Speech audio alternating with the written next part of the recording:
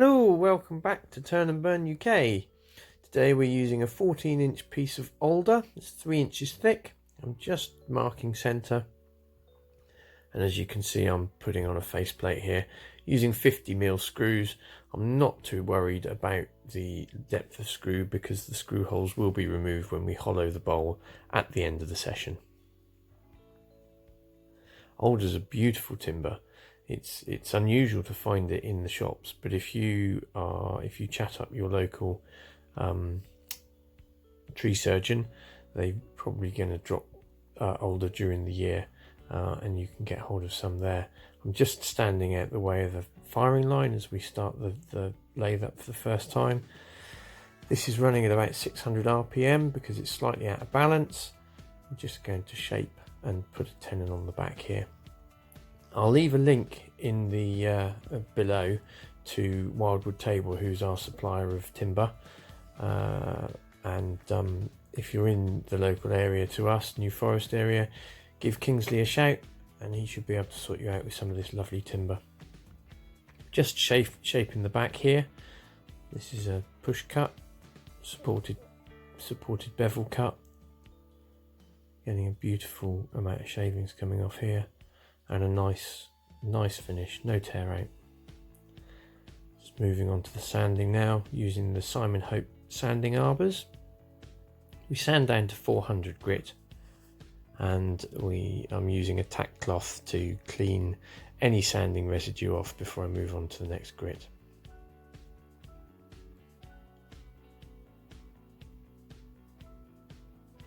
Once we've gone down to 400 grit, we'll move on to the Nyweb pads. Use the green, the red and the orange pads. This kind of burnishes the timber and just brings that finish right up. So even without any sanding sealer or finish on, when I stop the lathe, you'll notice that there's a really nice, beautiful shine on the timber.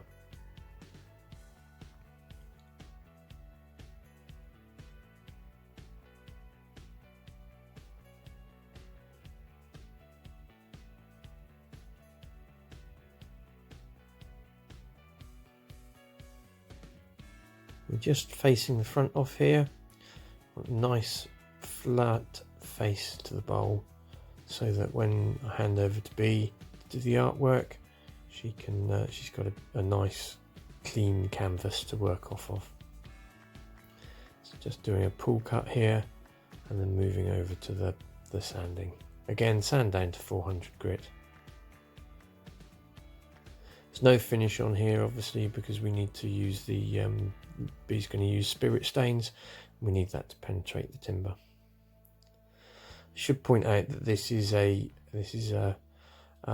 project video and not a how-to video.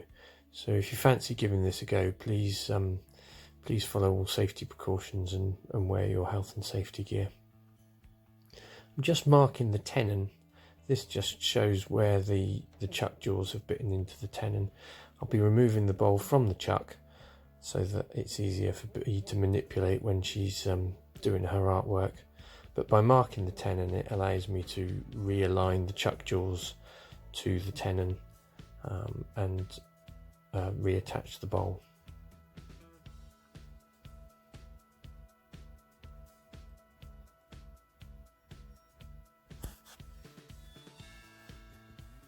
So I'm just going to apply some cellulose sanding sealer. At this point I'm not going to put a wax finish on, but the sanding sealer will give a little bit of protection to the wood for any finger grease that will come off of hands whilst the timber's being handled over the next couple of hours. You can see that colour change. The sanding sealer is really bringing out the colour in this Alder. It's got such a warm yellowy orange hue to it.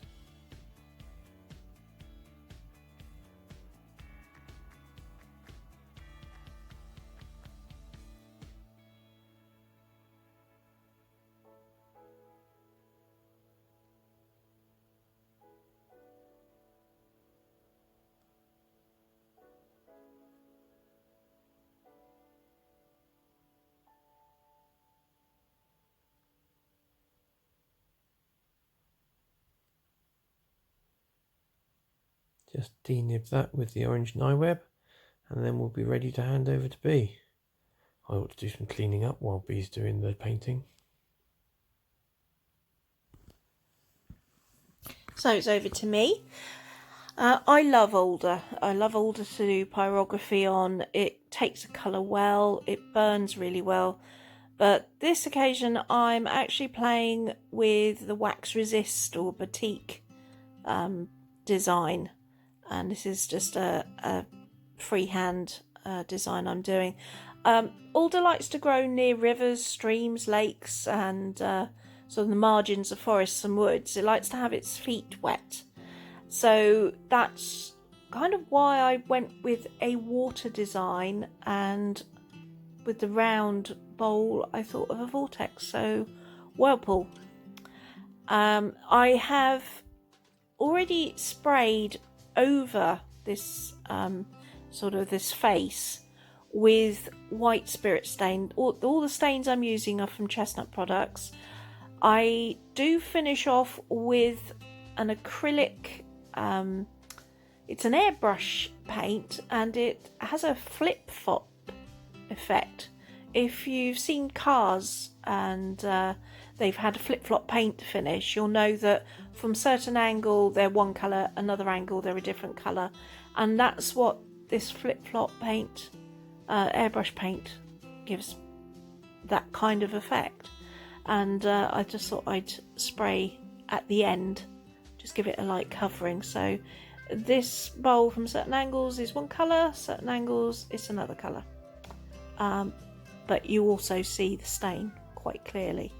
Now the reason I've sprayed white first is because of the buttery colour of Alder. It will affect the finish colour of your stains. If any of you have seen our video on the pine table refurb, you'll know that we used light blue as our desired colour. However, the yellow from the pine made the table actually come out more green than turquoise blue. By spraying white, you're blocking that yellow, you're stopping it coming through so much. So I've sprayed white. I'm then going over with the wax resist nib. This is a razor tip nib, and I'm using a razor tip PAT machine and beeswax pellets, and I'm just, with the help of some French curves, just doing some curved design. And when that is taken off, you will see white. I'm leaving that wax on.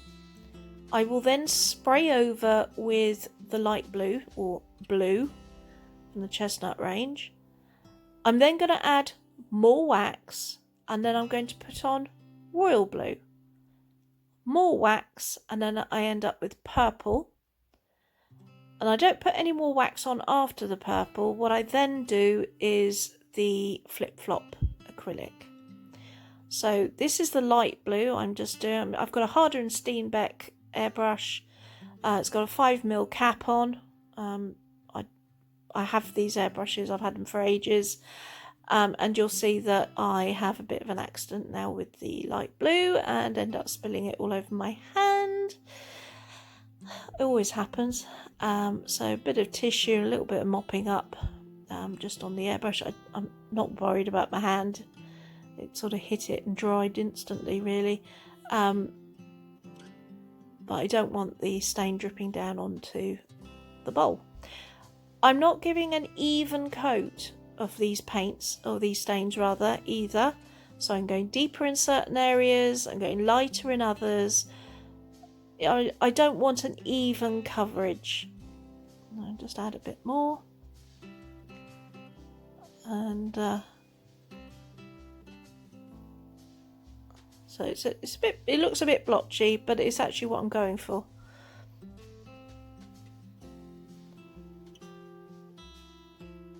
And I'm not worried about the middle too much. If I get paint in the middle or stain in the middle, it doesn't matter. It's going to be turned away. So here you see the bowl after I've done more wax on top of the blue, and I've done the royal blue, which is the darker blue, and I'm adding more wax on. So after this wax there'll be purple, and then I go over with just the acrylic flip-flop. I'll put all the details for the stains and paints I've used, I'll put all those in the description. So I'm just adding a beeswax pellet. They just melt away as soon as you put them on top. They just melt into the little pot and come out the nib. Very easy to use. You get different thickness of nibs.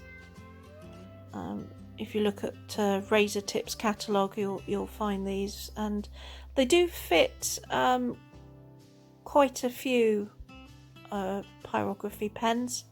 Don't have to have a razor tip machine.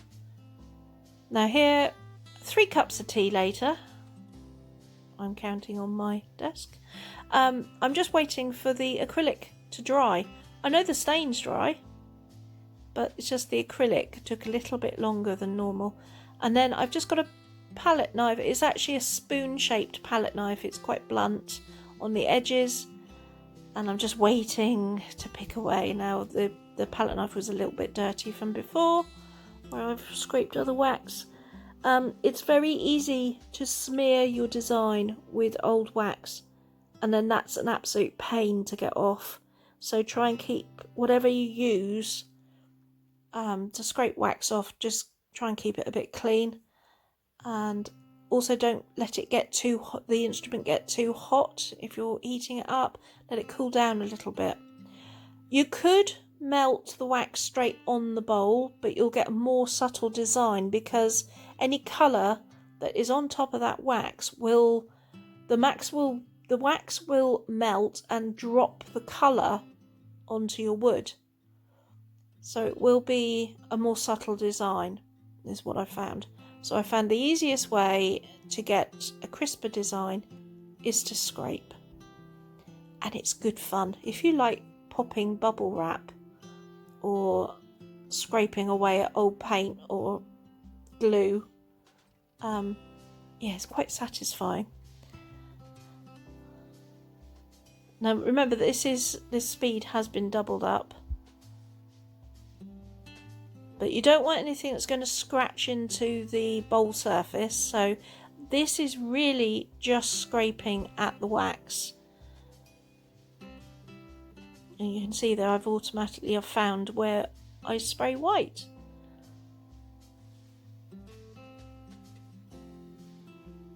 Now the green that you're seeing there is not a reaction from the wood.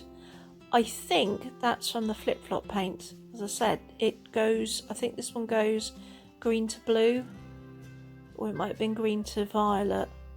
You can see there on the edge there's a sort of a pinky zone. I've got a feeling it's green to violet, and just the light is picking it up.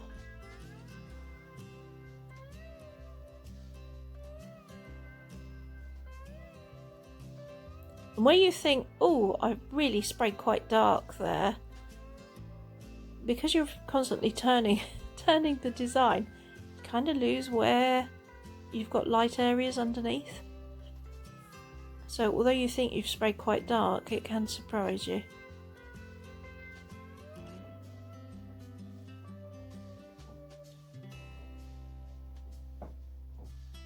So scraping and cleaning all the time, and you'll see there that, you know, the lighter colours coming through.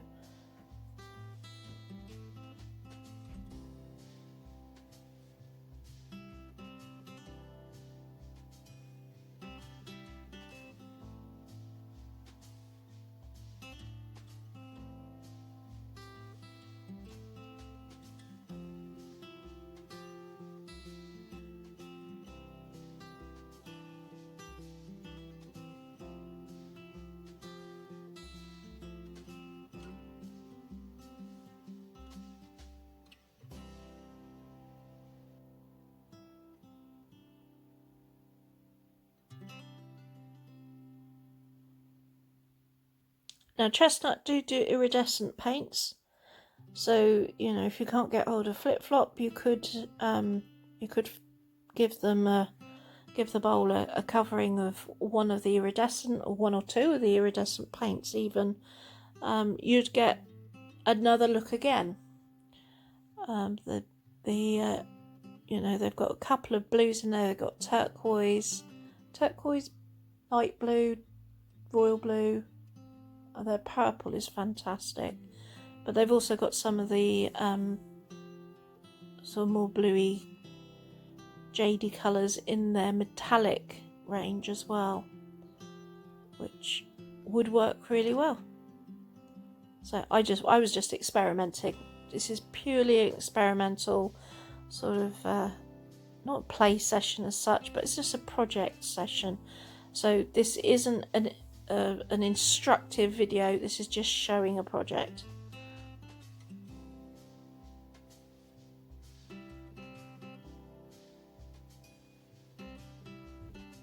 But you can start to see the pale blue coming through the royal blue.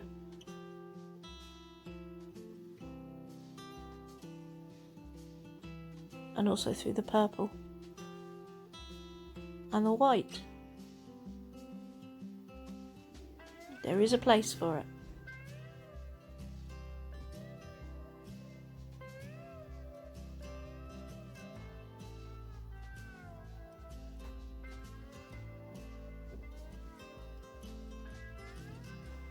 God, I do talk with my hands.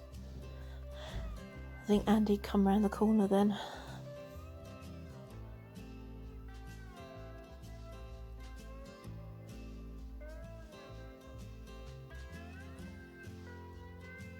We will do this project again, and I'll maybe play with putting a couple of colours on each layer, and that would give a different effect again.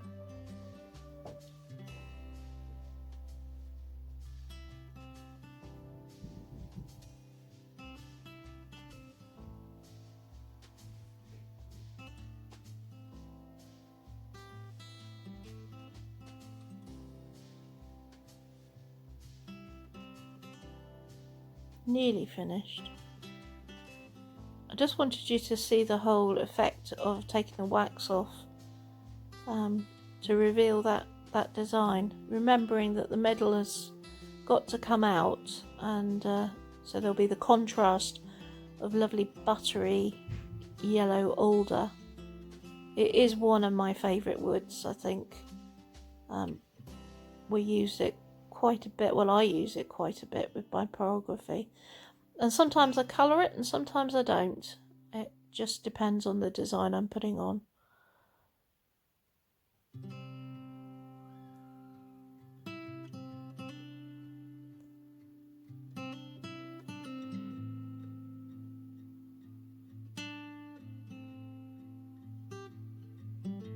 It's got a beautiful mellow yellow colour.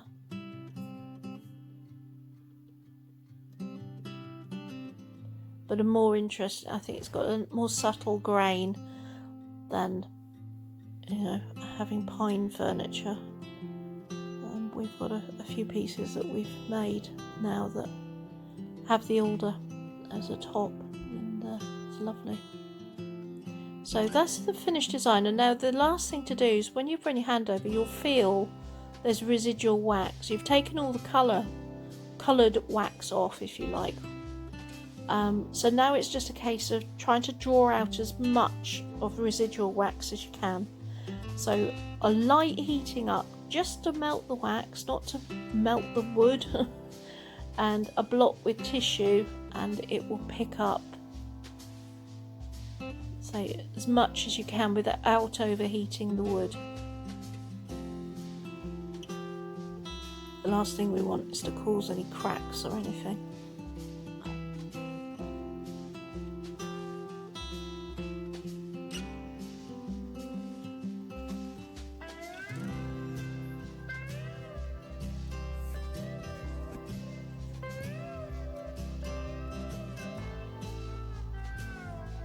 And then we'll hand over in a moment and it will go back to Andy.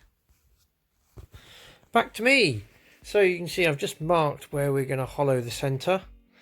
just starting that initial cut with the 1/4 inch bowl gouge, and then once we've made that cut I'll move on to the larger bowl gouge.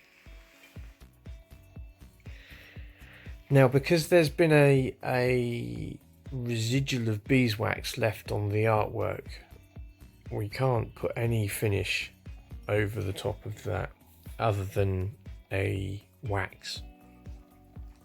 So you'll see once we've finished sanding here, just paying attention to the walls of the bowl that we've hollowed, and making sure that there are no sanding marks as we go down through the grits. Just using a brush to remove any sanding debris, and we will we'll use a tack cloth as well. Again, sand down to 400 grit. Just checking to make sure there's no marks. Tack cloth, and then sanding sealer. So sanding sealer only on the inside of the bowl, because we don't want the solvent in the sealer to reactivate any of the stain.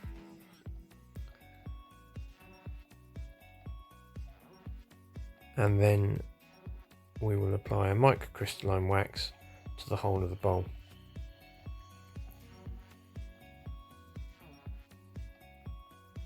Now, I've checked with Terry at Chestnut, and he recommended that the only thing to put over the top of a wax is another wax, so we've done the right thing using the microcrystalline. I've buffed the back of the bowl and the inside of the bowl using the dome mop. And then if you'd like to like, share and subscribe, and click the bell to be notified of more videos. And here's a couple of finished pictures.